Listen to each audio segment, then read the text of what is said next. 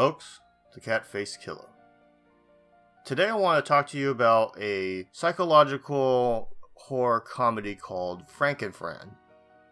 Now I've wanted to talk about Fraken for a pretty long time actually. Back when we started the project, back in, I think 2009, it was being translated. So it finished a few years ago, stuff happened, but I'm here now to talk about it. Now, Fran is only 8 volumes long, not a super long read, but it follows the titular character, Fran, who looks kind of funny. She looks like Frankenstein's monster, but she's anything but Frankenstein's monster. She actually has a medical knowledge and surgical skill that is basically in the supernatural ability, supernatural level. It's beyond what our medical doctors can do. So because of that, it opens up a whole world of what ifs. That's what Fran is to me. It's a what if story. But speaking of stories, unfortunately, well, maybe not unfortunately, but it doesn't have an overarching storyline really. Generally speaking, there's a what if posed, and one chapter will explore that what if scenario in our world. But there are some recurring story plot lines, but overall there isn't a main quote-unquote storyline to Fran. So it's something that it's an easy read because of that. You pop in, read 1 or 2 chapters, and you could probably pop out until you have some more free time or interest, and then get back to it. In that manner, it's very easy to read. So I like that about it, even though I like stories that have a longer running storyline. But I mean, Fran makes you think. That's what I like about it. It's a thinking man's story. It's not super deep like some of the other stuff we've talked about before, because most plot lines are only a chapter long, like I said, which is my main knock on it. I would have liked it to have carried out certain plot lines longer, but it's not that bad. I mean, shorter is better than too long. So, I mean, there's that. Sometimes the artwork quality kind of dips too.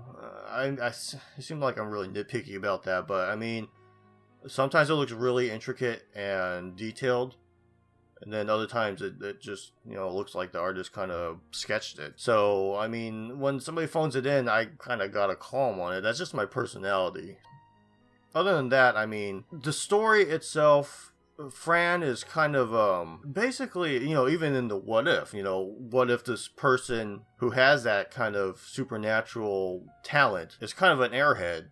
She's very naive. It's even described several times that she's very naive by other characters. She's very compassionate, but she also has like this thirst, this drive, this curiosity of medical knowledge and experimentation, which sometimes it's her naivety, sometimes it's her compassion, sometimes it's the curiosity. She's a cocktail of characteristics that's not bad. I like the character. I wasn't in love with the character, but I didn't have any problems with her, which a lot of the stories, especially stuff that's coming out nowadays, I mean, there might be 1 or 2 things you like about the character, and that might even be it to the character. Fran herself is kind of more of like a living, breathing person. So because of that, because she has a little bit more complexity to her than your typical protagonist, if you even want to call her that, because she's often used as just a plot device, it makes it a lot easier to read too. Just pop in, oh, okay, yeah, that's what's going on. Oh, yeah, okay. And then pop back out. Instead of being like, leaving a bad taste in your mouth because of her character is disagreeable in some way, she's easy to get along with. So I like that too.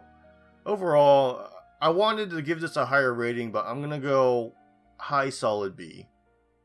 Personally, I wanted to give it a low first class, maybe even in the middle of the road, but there's a couple things holding it back, like I said.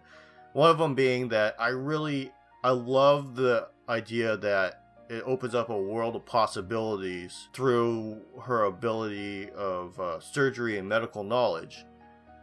But I hate that a lot of the story plot lines are only a chapter long. I would have loved it a lot more if each storyline usually was like 2, 3, 4 chapters long. But sometimes 15, 16, 17 pages, a little too short for a story. You know what I mean? when you're going through the realm of what if possibilities. But I mean, other than that, it's classified as horror. I didn't really find it that scary.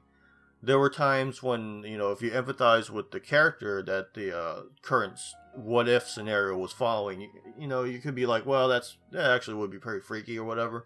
But I didn't find it to be really that scary. Probably my next recording, as we get closer to Halloween, will be a fairly lengthy one, and it'll be about stuff that I actually found a lot freakier, you know, a lot scarier, because I am a fan of horror. I'm not super into it, but I do enjoy it quite a bit. So, anyways, Frank and Fran, high solid B, not the scariest thing in the world. That's a thinking man's sort of title, and I like stuff that makes you think. Didn't make me think as deeply as I would have liked to, but I would say it's above average. So, go ahead and check us out on Facebook, search us up, Planet Tyro. Check out our archived recordings. Just on your web browser, search up www.planettyro.com.